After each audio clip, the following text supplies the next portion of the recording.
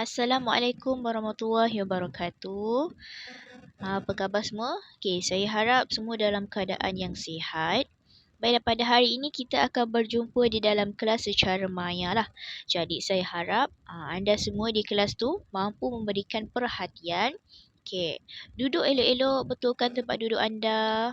Duduk dalam keadaan yang bersedia. Keluarkan, dah bolehlah keluarkan buku teks sejarah, letak atas meja. Okey, dah get ready? Okey, mari kita mulakan. Baiklah, untuk hari ini kita akan masuk subtopik yang baru, iaitu masih lagi di dalam unit 1, tapi tajuk kita hari ini adalah ruang dan masa. Okey, baiklah, kalau kita boleh imbas kembali lah kan. Okey, pada minggu-minggu yang lalu awak dah belajar tentang pengertian sejarah. Pengertian sejarah daripada sudut pandangan pelbagai tokoh.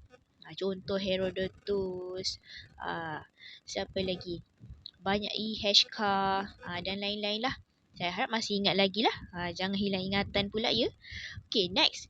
Kita juga dah belajar tentang sumber dalam sejarah. Sumber dan juga apa satu lagi? Kaedah. Kaedah dalam sejarah lah. Sumber jangan lupa, ada beberapa sumber dan kaedah pendidikan dalam sejarah juga ada beberapa. Saya harap masih ingat lagi yang tu. Okay, tapi it's okay. Hari ni kita akan masuk satu tajuk yang baru, iaitu ruang dan masa. Apa itu ruang dan masa? Okay, mari kita tengok apa maksud ruang dan masa dalam sejarah. Okay, baiklah. Untuk pengetahuan anda semua, di dalam sejarah ni, untuk subjek sejarah ni, masa dan ruang tu satu benda yang sangat penting. Okey, para sejarawan menggunakan urutan masa untuk mengkaji sesuatu peristiwa sejarah yang berlaku. Maksudnya, dalam setiap satu peristiwa sejarah, mesti ada tempoh masanya. Jadi sebab tu saya cakap tadi, dalam sejarah, faktor ruang dan masa tu satu benda yang penting. Contohlah, peristiwa kemerdekaan. Mesti ada masanya. Pada tahun bila? Waktunya bila? Sebab tu, perlu ada masa dan ruang. Okay. Itu yang pertama. Selain tu, urutan masa. Urutan masa juga kita kenali sebagai kronologi. Okay, untuk hari ni belajar istilah barulah yang saya dah warnakan warna kuning tu. Kronologi. Kronologi ni maksud dia urutan masa. Kalau kurang jelas, kejap lagi kita akan tengok macam mana kronologi tu. Okey. Konsep masa ini dapat dibahagikan kepada 3. Okey, yang pertama dekad, abad dan alaf. Okey, selain daripada 3 tadi, dekad, abad dan alaf, okey, selain daripada tu konsep masa, okey, saya cerita masa dulu tau. Okey, konsep masa ni juga boleh kita tengok, kita lihat mengikut zaman. Contoh, zaman sebelum Masihi. Okey, dan satu lagi zaman Masihi. Okey, untuk yang ini sebentar lagi kita akan tengok dengan lebih jelas satu persatu. Macam mana kronologi, apa itu dekad, apa itu abad, apa itu alaf, zaman sebelum Masihi dan juga zaman Masihi. Okey, jom kita tengok. Okey, baiklah. Untuk yang slide yang baru ni, okey, perkenalkan, inilah yang kita panggil sebagai garis masa. Okey, yang pertama kita tengok dulu zaman sebelum Masihi. Okey, untuk pengetahuan awak, okey, zaman sebelum Masihi ni singkatan dia kita tulis SM tu lah. Okey, zaman sebelum Masihi ni bermakna zaman sebelum kelahiran Nabi Isa. Manakala yang warna hijau tu zaman Masihi, maknanya zaman selepas Nabi Isa lahir. Maknanya satu peristiwa tu kita akan ukur contoh peristiwa ini dia tulis sebelum Masihi. Maknanya untuk bila dia tulis sebelum Masihi, maknanya sebelum kelahiran Nabi Isa. Okey, kalau suatu peristiwa itu tahun dia tulis kat situ zaman Masihi, maknanya zaman kita fahamlah zaman selepas Nabi Isa lahir. Okey. Okey, kita tengok apa lagi. Okey, ini yang tadi saya tunjuk dekad. Okey, tengok dekad. Okey, line yang pertama. Okey, dekad. Dekad tu tempoh masa dia dalam tempoh 10 tahun. Okey, contoh umur awak dah 10 tahun. Maknanya awak dah hidup satu dekad. Okey, dekad tu satu dekad 10 tahun. Okay, next, abad. Okay, untuk abad, satu abad, kita kira satu abad tu apabila dah 100 tahun.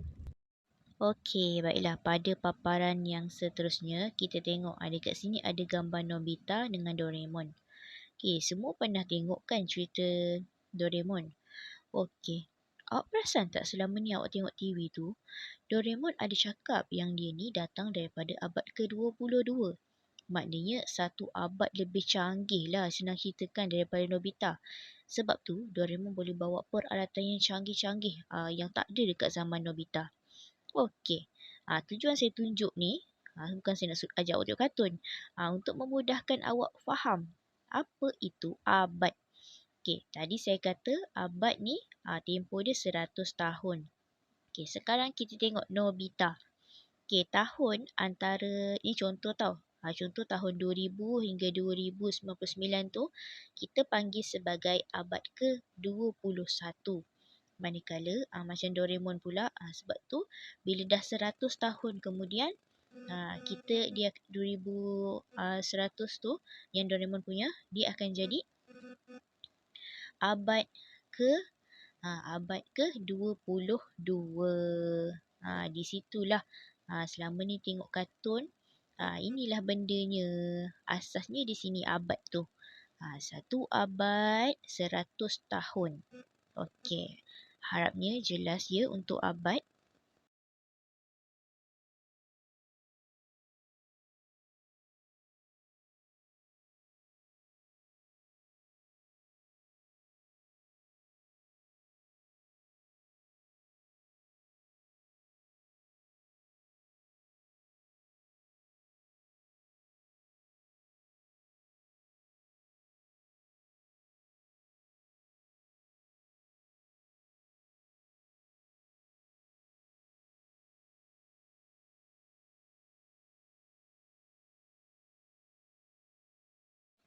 Satu lagi, anda lah tiba-tiba ada yang tertanya-tanya dalam hati tu kan.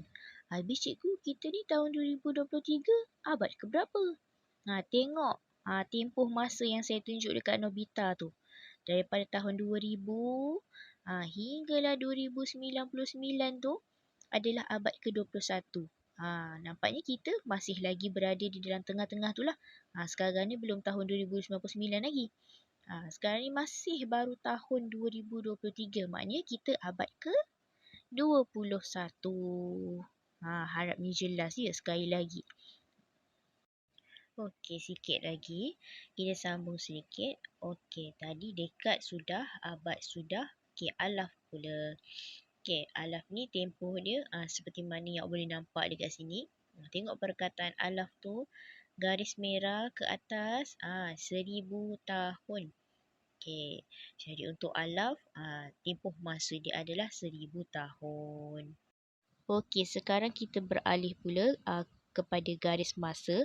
Okey, dekat sini saya nak tunjukkan contoh lah. Contoh untuk lebih mudah untuk awak nampak lah. Okey, macam mana kita nak aplikasikan tadi. Saya dah terangkan secara satu persatu tentang abad, tentang alaf dan lain-lain lah. Okey, sekarang ni kita nak tengok pengaplikasian konsep garis masa tu dengan tajuk kita. Ruang, masa dan ruang. Okey, sekarang ni saya bagi contoh tentang kehidupan saya sendiri lah. Garis masa kehidupan Cikgu Farhana. Okey, kalau contoh awak nak buat benda lain, tak semestinya kehidupan saya je. Contoh awak nak buat pasal garis masa tentang kehidupan awak pun boleh juga. Contoh lain, awak boleh buat garis masa tentang peristiwa kemerdekaan negara. Okey, jadi bila nak buat contoh peristiwa kemerdekaan negara, awal dulu sebelum nak capai merdeka ni apa? Macam mana kehidupan masyarakat? Di pertengahan macam mana? Sampailah kita dapat capai kemerdekaan tu. Maknanya mesti ada daripada awal, ada pertengahan dia, ada dia punya kemuncaknya. Okey, macam ni garis masa kehidupan saya lah. Okey, saya mulakan dengan tahun 1997. Di mana saya dilahirkan pada 22 April 1997 di Hospital Kota Tinggi. Okey, kemudian saya bersekolah di Tadika Kemas Feda Simpang Wahar. Okey, kemudian bila dah sekolah tadika, masuk pula ke sekolah rendah. Saya bersekolah rendah di SK Bandar Easter. Okey, kemudian dah sekolah rendah. Okey, kita lanjutkan lagi. Bersekolah pula dekat sekolah menengah. Saya bersekolah menengah di SMK Bandar Easter. Kalau macam awak tempatnya lain lah, tak sama lah macam saya kan. Okay, next. Saya menyambung pula pembelajaran saya ke tingkatan 6 di SMK Bandar Tenggara. Dan kemudian melanjutkan pembelajaran di Universiti Pendidikan Sultan Idris, UPSI di Tanjung Malim, Perak. Dan di kemuncaknya, bertugas sebagai guru di SK Felda, Penggedi Timur di sekolah awak lah. Okey. Baiklah, sekarang tadi kan saya dah cakap saya nak tunjukkan ke awak oleh kerana tajuk kita ruang, masa dan ruang. Okey, sekarang saya nak awak tengok betul-betul. Di manakah masa dan di manakah ruangnya? Cuba fikir-fikirkan sekejap. Okey, dah fikir? Saya jelaskan. Okey, masa. Awak tengok dekat dalam gambar ni saya ada senaraikan tahun. Ada beberapa tahun lah. Bermula daripada tahun 1997, tahun 2003, 2004 dan seterusnya sampailah 2022. Okey, tahun-tahun tersebut kita panggil dia sebagai masa. Itulah tempoh masa saya. Tempoh masa peristiwa dalam kehidupan saya inilah. Itu masa. Manakala ruang, okey, ruang ni adalah awak tengok tahun 1997 tu saya cerita saya dilahirkan.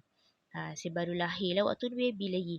Okey, kemudian tahun berikutnya saya dah mula bersekolah di sekolah Tabika Kemas.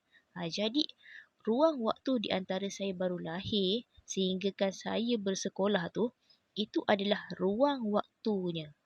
Kan ada berapa jarak dekat situ. Okey, kemudian kalau awak tengok lagi waktu saya tadika, okey, waktu saya nak daripada tadika tu nak masuk ke sekolah rendah, ada lagi ruangan tu. Okey, itulah kita panggil sebagai ruang. Okey, sekarang kita tengok contoh yang kedua pula. Okey, kronologi peristiwa sekolah saya. Ingat, ini istilah baru kita belajar hari ini. Kronologi ni istilah dalam sejarah yang perlu student sejarah tahu. Okey, kronologi, apa tu kronologi? Kronologi tu maksud dia rentetan peristiwa yang berlaku mengikut urutan masa. Kalau macam yang saya punya tadi tu, kira saya punya kronologi kehidupan saya lah. Okey, sekarang ni rentetan masa maknanya. Okey, sekarang kita tengok kronologi peristiwa sekolah saya. Ini contoh. Kita tengok kat sini Okey, dia bermula dengan Januari. Januari apa bermula? Persekolahan bermula. Okey, kemudian Februari, hari sukan sekolah. Okey, April, hari kantin. Ogos, sambutan kemerdekaan. Dan Oktober, hari anugerah kecemerlangan. Okey, bila awak tengok contoh-contoh yang diberikan tu kan. Okey, berdasarkan contoh yang saya berikan tadi, di manakah masanya? Cuba fikirkan. Okey, masanya adalah itulah Januari, Februari, April. Peristiwanya ialah tengoklah kat situ. Pembukaan sekolah, hari sukan. Manakala ruang yang ada adalah tengok antara Januari dengan Februari tu. Mesti di dalam tu pun ada benda-benda lain juga yang jadi kan. Cuma dalam kronologi ni dia urutan tu. Urutan suatu peristiwa tu mesti kena ikut masanya. Dia tak bolehlah melompat tiba-tiba Januari, Februari, lepas tu Mei, lepas tu patah balik April. Dia kena ikut turutan. Sebab tu dia kata kronologi ni rentetan peristiwa yang berlaku mengikut urutan masa. Okey. Jadinya kita tengok sikit. Okay, ruang sejarah yang luas membolehkan sejarawan menjalankan penyelidikan mengikut bidang tertentu seperti politik, ekonomi dan sosial. Okay, ini bermaksud dia nak cakap bahawa kita punya sejarah, ruang sejarah ni luas tau, sangat luas, membolehkan sejarawan. Sejarawan tu orang yang mengkaji sejarah lah, ahli sejarah. Ah, orang-orang yang mengkaji sejarah ni, menyelidiki sejarah ni, kita boleh selidik sejarah ni dari macam-macam aspek. Aspek politik, ekonomi, sosial. Tujuan awak belajar, tujuan kita belajar sekarang ni lah, ruang dan masa dalam sejarah ni sebenarnya nak mudahkan kita tahu untuk faham suatu peristiwa yang berlaku tu. Daripada awal dia macam mana, tengah dia macam mana, akhir dia macam mana. Kalau tak adanya kronologi ni, awak fikirlah tak ada kronologi, maknanya tak ada urutan yang betul. Contoh, kalau macam saya tadi, tiba-tiba saya cerita saya bersekolah di tempat awak. Lepas tu saya cakap pula saya bersekolah rendah dekat sekolah lain. Lepas tu saya cerita pula, saya melompat pula cerita saya bersekolah dekat Bandar Tenggara pula. Mesti awak keliru. Cikgu ni sekolah dekat mana dulu sebenarnya? Macam tu. Jadi sebab tu pentingnya kronologi. Ingat, hari ni kita belajar istilah baru, kronologi. Iaitu rentetan peristiwa tu ikut urutan masa. Starting daripada awal, pertengahan, sampailah dia punya kemuncak. Okey, itu untuk memudahkan kita lah tengok suatu peristiwa tu. Okey. Itu secara tak langsung bila awak dah dapat tahu peristiwa semua. Kalau sejarah tu dapat kita ketahui dengan lebih lengkap dan tersusun. Okey, jadinya itu saja untuk kelas kita hari ini. Okey, saya harap awak dapat fahamlah. Sekiranya ada persoalan yang masih lagi membelenggu minda dan kurang faham, okey, boleh kumpulkan soalan-soalan anda dan boleh ajukan soalan kepada saya di waktu kelas nanti. Okey, sekian saja untuk hari ini.